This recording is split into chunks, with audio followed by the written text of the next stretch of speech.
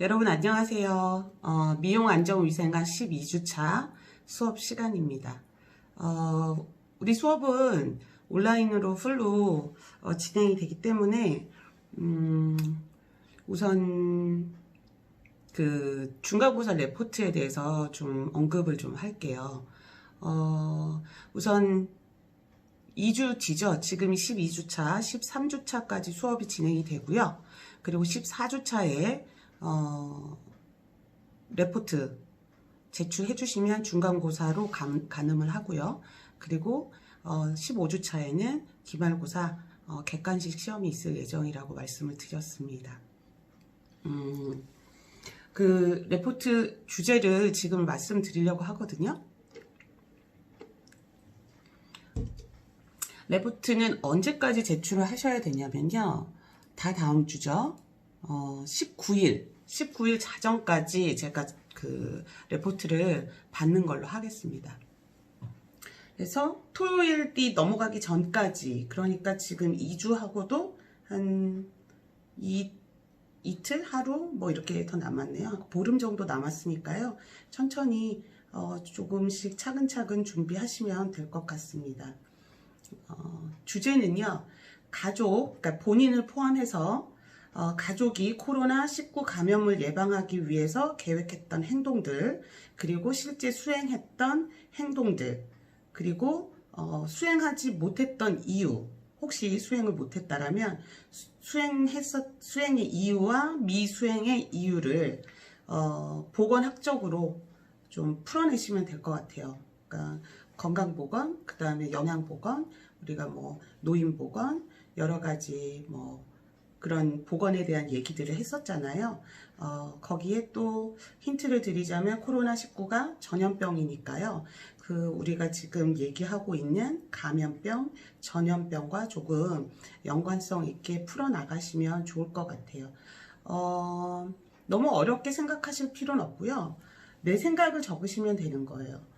코로나19가 어떤 질병인데 이렇게 사회 움직임이 있었고 나는 그것을 예방하기 위해서 어떤 행동들을 우리 가족과 그리고 뭐 주변 사람들과 수행을 했고 수행하려 했으나 잘 하지 못했던 부분이 있다. 이런 부분은 우리가 보건학적으로 봤을 때 특히 미용 안전보건 그 위생학을 우리가 수업을 하는 관점에서 봤을 때 앞부분에서 우리가 보건에 관한 내용들을 했었죠. 그 미용위생하고 같이 포함된 보건 안에 미용위생이 들어가 있으니까요. 그래서 내가 생각하는 그 보건적인 부분, 코로나19 감염을 예방하기 위한 보건적인 부분, 내가 미수행했었던 것을 어떻게 보건적인 부분으로 내가 예방할 수 있는지 이런 것들에 대한 내 의견을 제시를 하시면 됩니다. 어떤 책을 읽고 하는 거 아니고요. 본인들의 생각을 조금 논리적으로 설명을 해주시면 괜찮습니다. 그리고 그 최소 분량은요. 겉표지 넣으셔야 되고요. 겉표지 포함해서 A4 용지 2장 정도면 우선은 제가 우선 평가할 수 있는 기준이 되고요. 한 장으로는 사실은 저희가 평가하기가 어려우니까 2장 이상으로 하겠습니다. 그래서 겉표지 포함해서 3장이 되겠죠? 레포트 내용은 2장 이상이어야 됩니다. 그래서 이걸로 중간고사를 평가를 할 거고요. 내용이 얼만큼 좀 알찬지, 그리고 사실은 교수님들이 보시면 아시거든요. 굉장히 심사숙고한 레포트인지 아니면 정말 분량 채우기의 레포트인지에 대한 것은 사실은 저희는 잘 알고 있으니까 그 솔직하게 성의 있게 레포트를 작성하시면 좋은 점수를 받으실 수 있을 거라 생각이 들고요. 레포트의 양이 굉장히 많다고 해서 좋은 점수라기보다는 적절한 양의 정말 알찬 내용이 훨씬 그 좋은 학점을 획득하실 수 있는 그런 방향이 되니까요. 너무 많은 양을 쓰겠다고 막 너무 스트레스 받지 마시고요. 내 생각을 조금 이렇게 가지런히 정리를 하는 그런 시간이 됐으면 좋겠습니다. 조금은 저는 이걸 했는데 이랬어요. 이런 내용은 사실은 좋은 점수를 드리기는 어렵고요. 왜냐하면 저희가 평가는 해야 하니까요. 보건학적으로 위생학적인 측면에서 그쪽으로 좀 풀어서 레포트를 작성해 주시는 방향을 제안 드립니다. 자, 그러면 그 중간고사 레포트에 대한 내용은 말씀을 드렸고요. 자, 오늘 수업 들어가도록 할게요. 자, 오늘 수업은요. 사실은 조금 전염병에 대한 얘기들이 그 명칭들 이런 것들이 나오는데, 예를 들어 장티푸스, 콜레라, 뭐 홍역 이런 것들은 우리가 좀 익숙히 들었던 질병들이고요. 그 외의 질병들의 특징, 그리고 질병들이 어떠한 예방법이 있는지 그런 것들에 대해서 볼 거예요. 자, 12주 수업 들어가겠습니다. 질병관리 두 번째 시간이고요. 목차 보시면요. 기생충 질환 및 만성질환 관리까지, 오늘 아마 만성질환까지 수업이 연계가 될 수 있을지도 모르겠는데요. 우선 오늘은 기생충 질환에 대해서 먼저 살펴볼게요. 그래서 보시면 기생충의 종류, 절지동물 매개의 감염병, 동물 매개 감염병, 그리고 만성 감염병, 고혈압, 동맥경화, 뇌졸중, 심장질환, 당뇨병, 암까지 진행을 하고 싶은데 아마 만성질환은 다음 시간이 되지 싶어요. 앞에 내용들이 좀 많은 편이어서 준비는 했습니다만 시간을 또 너무 오버하면 싫어하시잖아요. 여러분들, 그죠? 그래서 시간을 좀 최대한 맞춰서 한번 해보도록 할게요. 자, 우리가 그 교재로는요 126페이지부터 오늘 대략적으로 만성질환 전까지 하면요 151페이지가 될 겁니다. 네, 151페이지가 될 거고요. 교재 위주로 봐주시면 좋을 것 같아요. PPT에는 조금 더 첨삭된 것들이 좀 있습니다. 그래서 그것들은 참고적으로 보시면 좋을 것 같고요. 교재 위주로 한번 살펴보도록 할게요. 자, 첫 번째로 소화기 계통의 감염병의 종류 볼 거고요. 소화기. 그 다음 호흡기계. 그러니까 소화 쪽에서 생기는 질병들, 감염병들. 그 다음에 호흡기를 통해서 생기는 감염병들. 그리고 동물, 그것도 절지동물이죠. 무슨 뭐 모기, 벼룩, 파리 이런 뭐 진드기 이런 절지동물을 매개로 한 감염병을 살펴볼 거고요. 또 동물 있죠. 네 발 달린 뭐 동물들, 뭐 강아지도 있고 개도 있고요.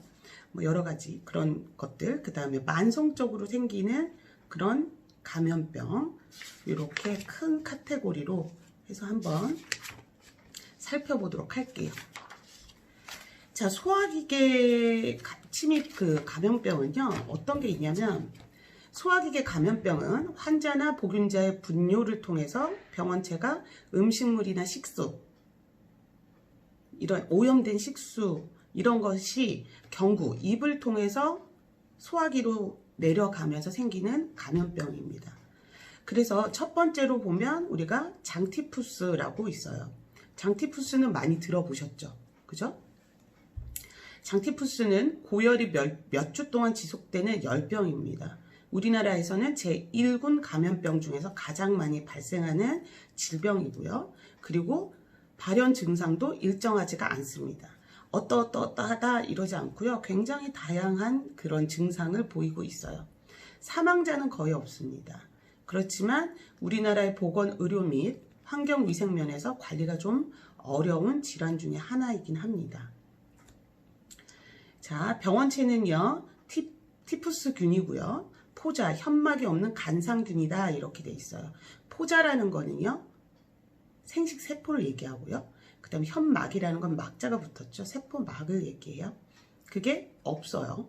없고 간상균이라고 했는데요. 우리가 그 간상균, 균의 종류가 있어요. PPT에 보시면 설명이 제 PPT에만 있을까요? 제가 그거는 한번 옮겨 드리도록 할게요.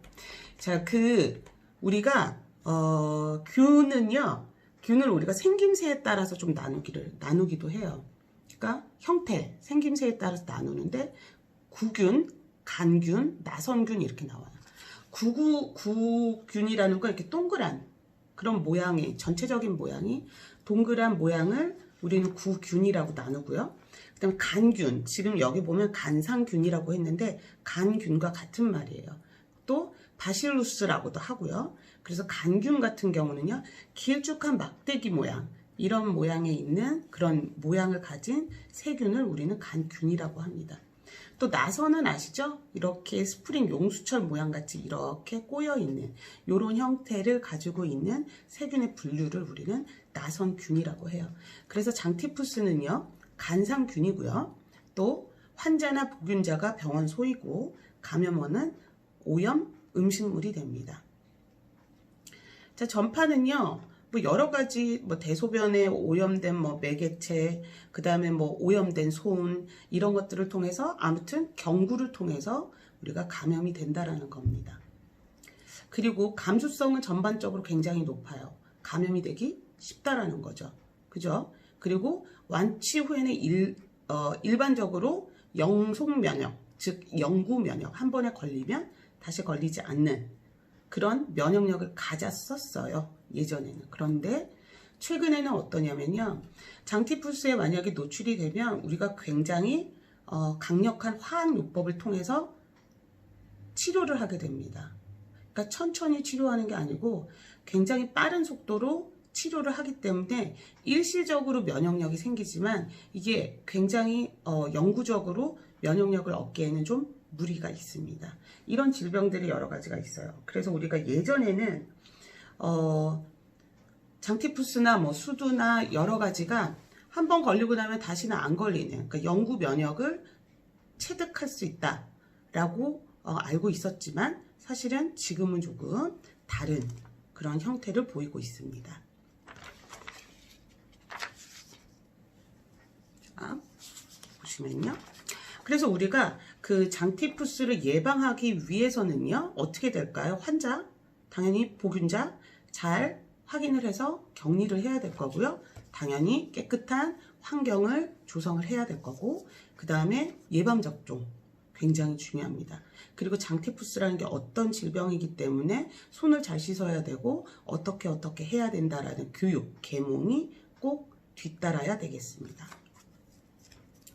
자, 두 번째로 봐야 될 질병이 뭐냐면요. 우리가 다음으로 봐야 될 질병은 콜레라예요. 콜레라는 심한 위장장애와 전신 증상을 호소하는 제1군 급성 법정 감염병입니다.